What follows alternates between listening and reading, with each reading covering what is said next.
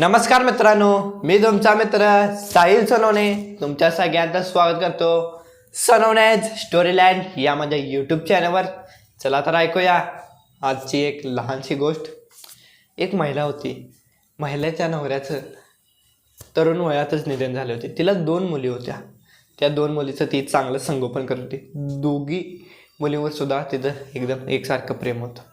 दोन्ही मुलींना तिने चांगले शिक्षण दिले आणि ज्या ठिकाणी मुलींना लग्न करायची इच्छा आहे त्यांच्याशी लग्न लावून दिले आणि दोघींचा संसार सुद्धा चांगला चालला होता.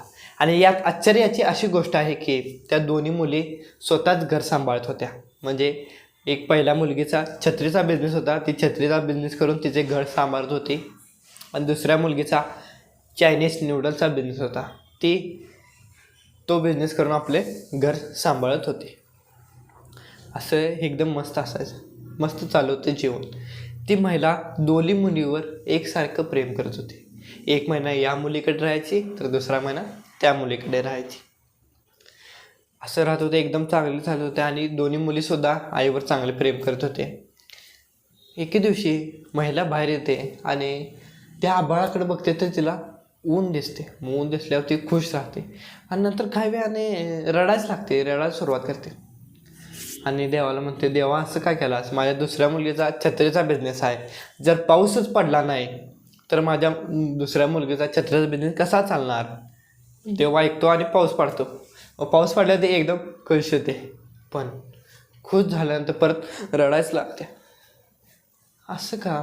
परत देवाला म्हणते, देवा तू आता पाऊस पाडलास, माझ्या पहिल्या मुलगीचा तर बिझनेस आला पण दुसऱ्या मुलगीचा चायनीजचा बिझनेस आहे, तिथे गिऱ्हाईक कसं येणार? तिचा बिझनेस कसा चालणार? असं रोज ती आभाळाकडे यायची आणि बघायची आणि रडायचीच. त्यामुळे आजूबाजूचे शेजारी सगळे तिला रडणारी महिला म्हणून संबोधित करायला लागले. रडणारी महिला असं ती रोजच करत होती. पण एके दिवशी एक संत महात्मा तिथून जात होते. त्यांनी ते बघितले आणि रडणारी महिलाला विचारले, का रडत आहात? पण शेजारी आजोबाला म्हणले, संत महात्मा तुम्ही जावा, हे काय रोजच रडत्या महिला. पण संत महात्मांच्या मनामध्ये आले की आपण एकदा विचारून तर बघूया. मग त्या महिलाला विचारते, काय रडता? मग महिला म्हणते, जेव्हा ऊन पडते तेव्हा माझ्या पहिल्या मुलगीचा बिझनेस छत्रीचा बिझनेस चालत नाही आणि जेव्हा पाऊस पडतो तेव्हा माझ्या दुसऱ्या मुलगीचा बिझनेस चायनीजचाच चालत नाही, त्यामुळे मी रडते. मग संत महात्मा म्हणतात, याचं एकदम सोपा उपाय आहे.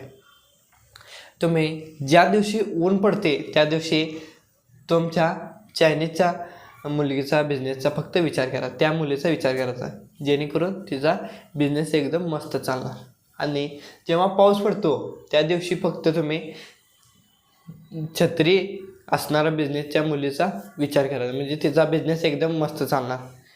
म्हणजेच यातून आपण शिकायची गोष्ट अशी की तात्पर्य आज काय आहे त्यामध्ये आजमध्ये जगायचं. आपण उद्याचा विचार करायचा नाही. आज आपली चांगली गोष्ट चालली आहे तर त्याचा आनंद घेत राहायचा. कारण आपल्याला माहीत आहे की आज आपण जगणार, पण उद्या जगणार हे माहीत आहे का? कोणालाही नाही. आनंदाचे क्षणसुद्धा येणार, दुःखाचे क्षणसुद्धा येणार, ते आपण ॲक्सेप्ट करायचे, स्वीकारून पुढे आयुष्यात जात राहायचे. आनंदी राहावा, आपल्या ध्येयावर काम करा आणि आयुष्यात पुढे जावा.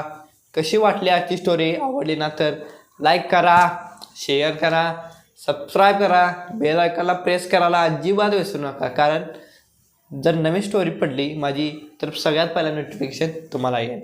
आणि आपण भेटणार आहे पुढच्या स्टोरीमध्ये. तोपर्यंत धन्यवाद.